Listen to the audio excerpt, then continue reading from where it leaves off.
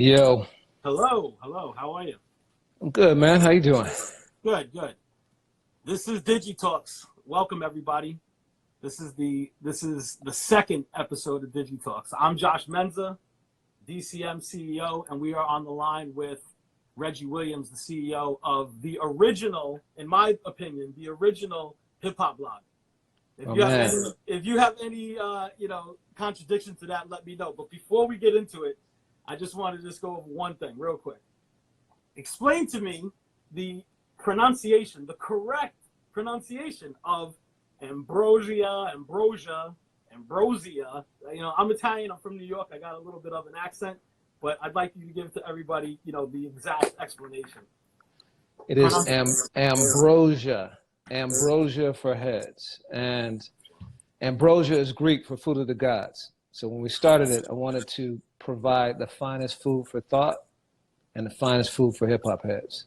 There was a lot of stuff out there, why everybody's got too much stuff to go through now, right? So why feed people a bunch of junk? Only give them the good stuff.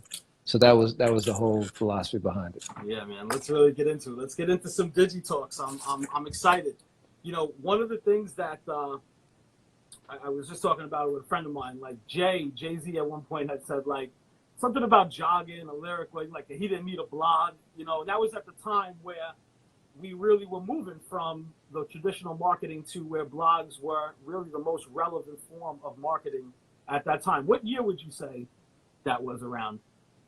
When the blogs were becoming the most prevalent? really started popping, I would say, dude, there's a couple runs, right? My first run was actually in 1999, and that's when all hip hop and SOHH.com started.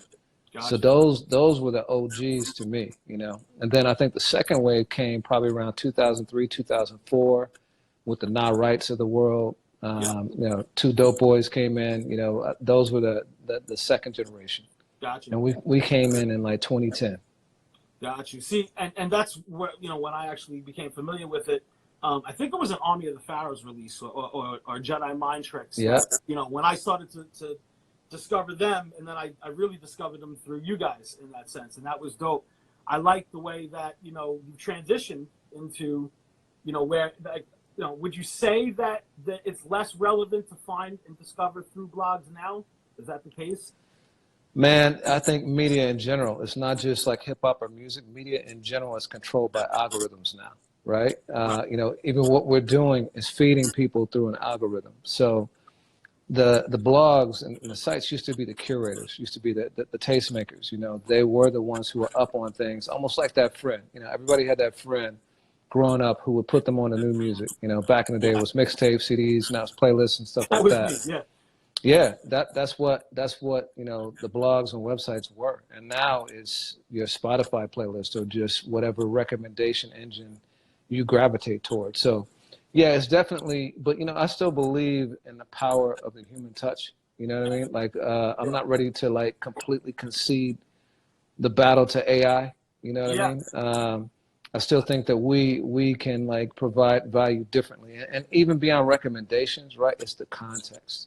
That's what we really got into with AFH, was really telling stories, really focusing on narratives, giving people history, That's what an algorithm can't do right now. You guys do an excellent job at really digging into the story and the interview and giving you history and pieces of information that you may not have known about. Even if it's a new release, you're still given a history of that artist and where they came from. A lot of the stuff that I've seen online, not recently, but like in the heyday of these blogs, they were literally just copying and pasting a PR email blast and just using that as their, the meat and potatoes of whatever write-up it would be that would get to this link. I'd click 10 different links. It'd be the same verbatim verbiage that would be on each link. It'd be like, wow, these guys really didn't take any time to look at the song or the artist, and they just posted it maybe just for a payday or something, But yeah, just posted a press release. Yeah. I was most impressed, first, when we met last year, we met at Def Squad, and just, how much Eric too, when after speaking with you, was like, wow, that was such an informative and impressive just meeting of the minds. You guys just spoke, and he came out of there so enlightened And Eric Sermon. Yeah. yes, E double. Yeah, for sure, man. No, but that was a pleasure. I will say, just on your point before, when I first started, man, I was holding down another job full time. I was working at BET. I was the senior vice president of music programming there. And so I was doing AFH at night, you know what I mean? And I wasn't cutting and pasting, I wasn't jacking people, but I also didn't have time to write long, drawn out stories. So I would write these mad long headlines, right? Like the whole story would be the headline because I knew it was going to Facebook or wherever. And so just giving the people the story right there. And if you want to click through, you get the product. It wasn't until 2013 when my guy, Jake Payne, who you met that time when you and I met with Eric. shout out to Jake, great Really, yeah, he really took us to a whole different level. He came on as the editor-in-chief, and he's the guy who took us from being just like snappy headlines and copy to being the website that people knew to grow and love. Yeah, it's dope. A lot of artists, independent artists, and I want to just say traditional boom bap, hate using the word underground. If that's how you want to categorize it, cool. But when in just doing marketing and promo for a lot of the independents, a lot of the focus in terms of blog promotion, if anything, they want Ambrosia to be that. And we've gone through a few times where I've said, hey, would you guys cover this? And you say, look, it doesn't fit on how we write these stories. It's just not our mold in that sense. And could you talk to a little bit about that and the authenticity behind how you really choose the content? Yeah, absolutely, man. There were lots of times we had to have difficult conversations with people who were respected peers and a lot of times friends, right? Like, you develop relationships with people that you work with. So having to say no to them to a product that they're trying to support is a tough thing. But I think, when I started it, people told me, yo, dude, you're trying to start a website in 2010. Are you crazy? Like, there's a million websites out there. They told me it couldn't be done. And, at our peak, we're reaching 15 million people a month, right? So, but the reason why we did that is because we stayed very true to what our core mission was, right? Giving people that ambrosia. And for us, look, man, when I first started off in hip hop in like 99, like one brand could own hip hop, right? Because hip hop kind of meant one thing, it fractured off though, and there became so many different extensions of hip hop. Yes. That by the time 2010 came around, you could be saying hip hop and talking about something completely different than the next person saying hip hop. Absolutely. That's what we call lanes, right? Those are the right. lanes. Yeah. Lanes, yeah. And I saw a lane that was no one was driving down this lane, which was, there was an entire generation that had grown up on hip hop by then, right? It was no longer a kid's thing. It wasn't about like young people. Like, there needed to be something that spoke to people, in my mind, like 25 and older, right? So that's people who grew up on the EPMDs and the Run DMCs and the LLs and the Nas and J's and people like that. For sure. But who also want to stay fresh, right? In hip hop, like, no matter how old you are, you want to stay fresh, and you're seeing it now with artists like Royce and Black Thought and people like, who are in their 40s who are making some of the best music they've ever made in their lives, right? Absolutely, man. And with the fans, it's the same thing, but you don't necessarily want to hear a Trippie Redd or a Roddy Ricch or whoever it might be, and no shade to those artists, right? Sure. It's just that different people have different views on the music they want to hear. But if you grew up listening to Outkast, you might be down with Kendrick. If you grew up listening to Jay-Z, you might be down with Cole, or not, Nas and Cole, whoever, So we thought there was a lane to kind of capitalize on that, and it proved to be right. But we stayed true to that lane, true to that brand, and that's why we had to have difficult conversations, because if something didn't fit, we would not compromise the brand, or our fans' view of the brand. You ever watch the football lives and all that type of stuff, that just the way that they show how a coach has to actually cut a player? You only got 52 men on the team. We got to cut you. We got to cut you loose. It has to be the most difficult conversation. And we had to, it's similar in that sense where I do have to turn people down as well, too. It's not all about making money. We need money. We have to survive with money. But when you're building a brand that is, in a sense, for the reputation, you do have to turn people down. And as much as it hurts me sometimes, I have to respect when I approach you guys on certain write-ups and you say, no, I told J. Cole, like, bro, listen, don't apologize, because it's just, I get it, it's a part of it. But you guys have really done great at that. Now, when we talk about metrics and DigiTalks, right, we're talking digital right now. Let me just say this one thing though, man. Sure. Like, it was never personal. And to tell you, like, I started the brand, right? It came Yeah. from my head. I saw the lane, I started it. But by the time, you know, we got to 2012 or whatever, I realized the brand was much bigger than me and different than me. And I'll give you the perfect example. So the thing that really put us on the map was in 2015, we launched this competition called Finding the GOAT MC. You know, every Oh, hip hop fan has had that argument, who's the greatest of all time, right. right? Of And course. so we said, let's not limit the debate to the barbershop or to your friends at school or whatever it might be, or your Right. chat room. Let's host this conversation amongst millions and millions of people, not only just people, but the biggest hip hop heads you can find, right? And we believe that our audience was that. So we did that. And my GOAT is Jay-Z, right? Jay has been my GOAT for a long time. I love L, I love, you know, Rakim, I love those guys, but Jay was my GOAT. And people swore up and down that we fixed that competition because Eminem won, right? But Jay-Z, my GOAT, lost in the Sweet 16 to MF Doom. That was the Wow. power of our audience and the power of the brand that we grew, right? So it wasn't, I couldn't take it personally either because the brand is not me. It's different. It's bigger than me, you know? So, Absolutely. No, yeah, that's a great story. You know, of course, shout out to and much respect to MF Doom. He is like absolutely. the epitome of the independent artist, right?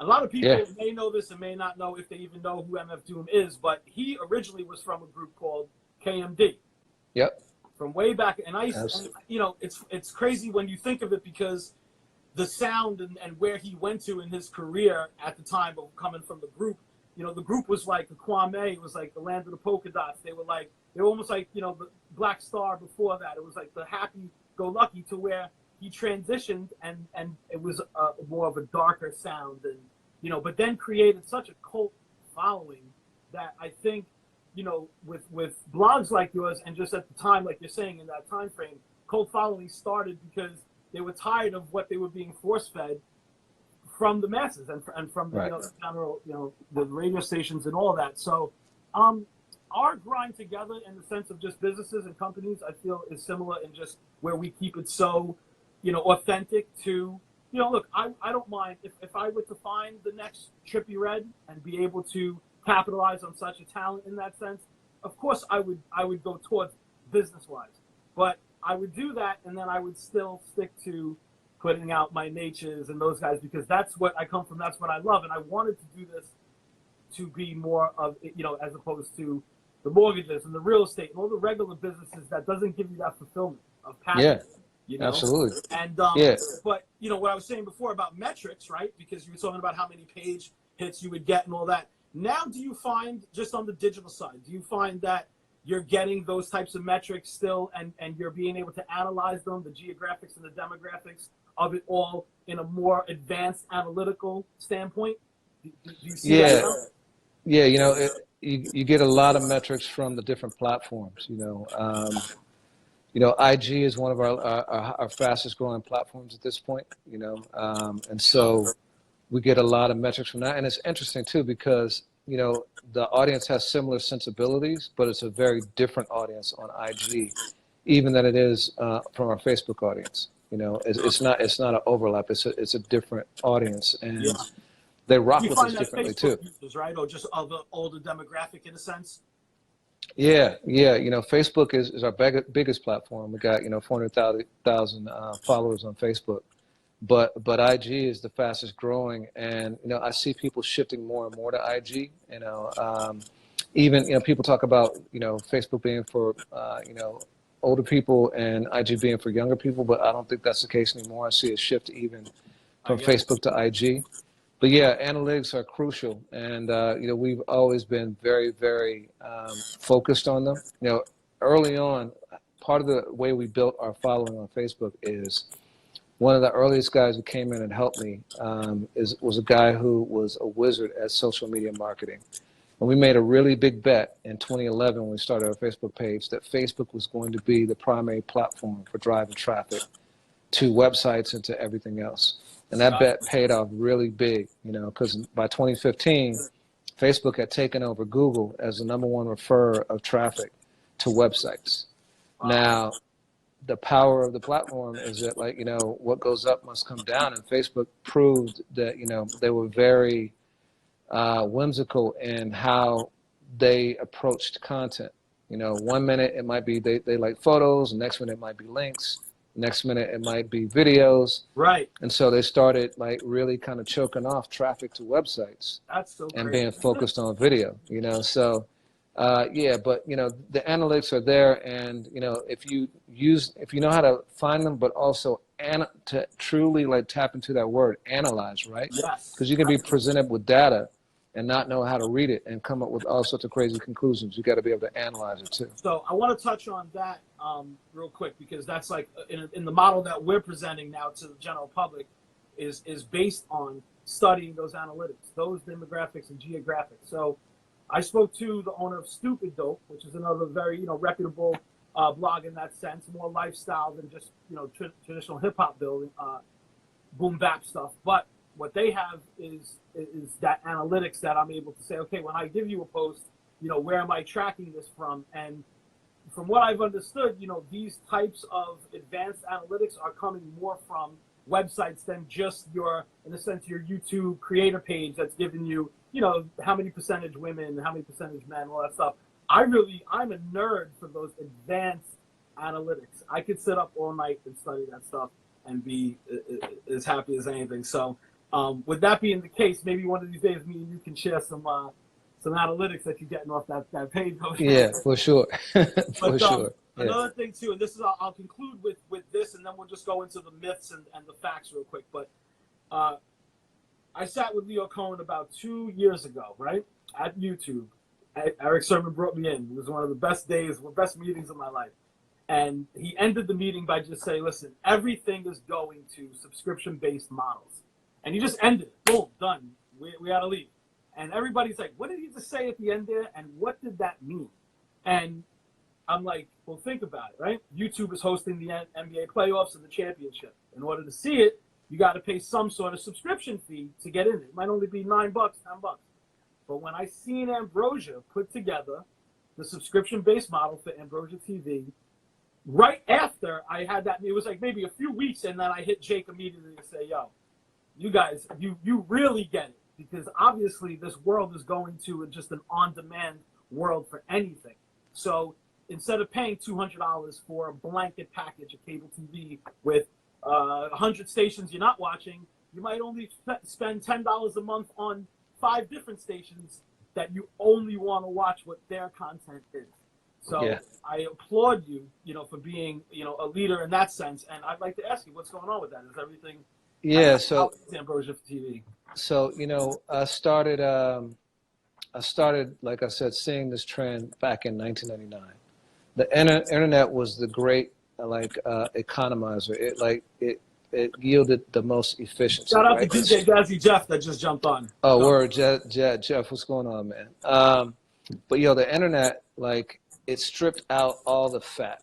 So it started with music, right? And people were getting over with selling CDs for, you know, 16, 17, 20 bucks for 1 or 2 songs.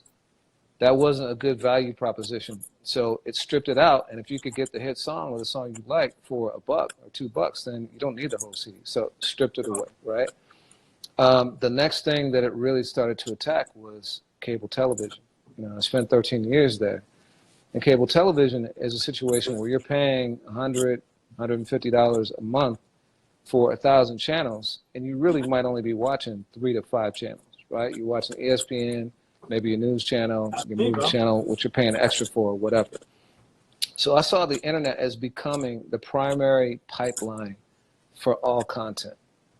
So that was going to be video, audio, editorial, text, whatever it might be. Absolutely. I also saw that, you know, advertising revenue, which was driving content on TV and radio and other things, was starting to go down because, 1, people's attention wasn't there. You weren't getting the same kind of audiences. 2, the measurements weren't there, the analytics, you know, that we're talking about. And 3, you got the ability through, like, you know, programmatic and stuff like that to reach billions of people, you know, real time and a quick auction and driving the prices down. So it's a race to the bottom. So if you're in the content business and you want to make money, you have to establish a direct relationship with consumers. And that goes back to the conversation you and I were having about brands. That's why brand is so important, having brand integrity and having that long-term vision, right? And so in doing that, we started AFH TV because we wanted to have a direct relationship in video, not be reliant on YouTube, not be reliant on Facebook, but really have a direct relationship with consumers for video. Now, we recently shut down AFH TV, not because the idea wasn't there, but because it required a tremendous amount of capital in order to compete with some of the streaming platforms, that are out there. But, we still have plans to, exploit long-form content, get into like premium quality content, and we'll bring it back. We'll bring it back at some point. And it's the right model. Is, because everything is in disarray. So you had a course of action, it has to have been thrown off by any of this stuff. You know what I mean? Yeah. So, but we'll conclude with the facts and the myths in a sense. The myth, that I'm hearing a lot, and this is, again, we're in the promotional business. So if I were to even say, we're going to get you with this, and this blog, I hear a lot of feedback as their money or their dollars shouldn't be invested in that because blogs are dead, they're gone. To me, that is a myth. Would you like to add to that? Well, I'll say this. We never, ever refer to ourselves as a blog. I spent 13 years at Viacom and have been in media for, almost 25 years now. What I set out to build is a media company, and for me, shout out and rest in peace to Andre Harrell, because he was my model, right? Russell was the first to really take hip hop music and make it into a business. Andre, in my opinion, was the first to take that music and leverage it to start TV and film and things like that, and show a path for aspiring hip hop entrepreneurs to be multimedia business moguls, right? And now you got a select few. It's still not as many as it should be, but a select few. So for me, it's not about a blog or a site or a social media platform. It's about owning distribution for media and controlling that distribution yourself. We all have that capability. You're doing it right now through IG. We could do this on Facebook. We can do this on Twitch. We have platforms that we rely on, but we still have our own ways of reaching the people. And so I would say don't focus on building a blog. Focus on building a media company, starting with the media that is most prominent for you. That might be music for some, might be video for others, might be editorial for even others, but I think that's the focus. So sure. Yeah, I'm not ducking the question. I'm just reframing it. No, and I love the explanation because it makes total sense. When I hear a lot of people wanting to push a song or an album or an EP, and that's great.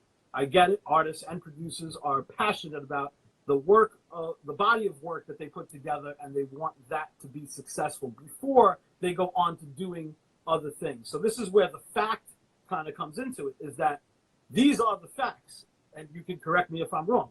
One album or one song, 98% of the time is not going to do it. What you're building is a digital catalog, which is like a digital store, for you to consistently offer products just like any store would, just like any restaurant or clothing store, anything. You're bringing in new tastes, new flavors, new clothing, new sneakers. You have to constantly be loading up the shelves with new products. If you do it consistently in that way, you will build a brand almost, it's organically, almost by default, if you follow the certain steps. You can be dope and retain your listeners the next month. You don't even have to be that dope, and you can still retain a foundation of listeners and consumers if you're consistent. So the fact to me is that you're not going to, whether it just be a blog or you're doing a playlist or you're doing radio promo, if your overall digital space is not being worked and managed consistently, daily, weekly, monthly, and working in conjunction as a well-greased machine overall, getting press from websites, blogs, getting a little bit of radio still. I mean, radio is still there. It's not completely dead. When people say it's dead, it's not totally dead. There's still some sort of a consumer market, but you need a broad spectrum of all of these services clicking at once in that sense. Yeah, it's about the consistency and the grind. I talked about us getting to 15 million people a month. What I didn't talk about is when I first started, for a year, almost two, I was writing for 10, 30 people a month. Wow. If that. Most of them were friends and family, right? Just honing the voice and sticking at it and building, you know. And I noticed it's the same thing with artists. I've worked with many, many artists, you know. Anybody in hip hop who's come up, who came, you know, Kendrick Cole, Rhapsody, you know, Crit, Logic, like just goes on and on. I've worked with Joey Badass, all these guys, right? Right. The thing that they're all talented, yes. They're all smart, yes. But the thing that really unites them is that they did not give up. Most of them, no one heard of them for 7 years before they started to percolate. Kendrick had been rapping for like almost 7 years before Section 80, which is when people started to catch on. Those, like the heads in the know, started to catch on around Section 80, right? Sure. The rest of the world caught on with Good Kid, Mad City. So that means that for 7 years, he would rap for like, you know, 5 people in a club and ride in a bus and people, you know, discouraging and saying you're crazy, you're not like, you know, and this is across the board. It's not just him. It's every single artist. Every artist who's new has put in at least 6-7 years worth of work, right? So, but that kind of dedication, that kind of consistency, that kind of grind is what it takes to build a media platform, to build a recording career, whatever it takes. That 10,000 hours, you can't escape it. Absolutely. No, you're totally right about that, sir. And we've all given the same amount of time in a day. You know, they and like Nas said on Adam and Eve, he's like, you know, they didn't stop printing money just because they made mine. So it's right. Like, I look at it like we all have the tools in front of us, and some just need some better guidance than others, but it's all right here to build a brand and a platform for yourself. Yep. I call it like, you know, just digital real estate. Back in the day, when whoever came to this country to discover it, there was just land everywhere. And it was like, just stake your claim and build your house. I feel the same way about these social media platforms and the internet. If you just stake your claim and you build your house, you can't build a house in a day, even today. Houses with a full crew, construction team and contractor, it takes about 6 or 7 months to build a house from scratch. Okay. Yeah. So you know, my point is that, you know, you have to build, just like you said, to reiterate. And I think you and I, you know, as CEOs of what we do, I think we're both on the same page and you know, and heading in the right direction with the new transition of all these metrics and analytics and what it teaches. This is why we're here, DigiTalks. Absolutely. Absolutely. Yeah. I appreciate you. It's always a pleasure to speak to you. Yo, same, man. Thank you for having me. And it's an honor to be guest number 2 or on the second podcast. You know, good luck and keep me posted. Absolutely, bro. We will be in touch. Thank you. My Tell man. Jake I said hello. Ambrosia For Heads. This is DigiTalks. I'm Josh Menza, Digital Content Management. Take care, guys. Peace.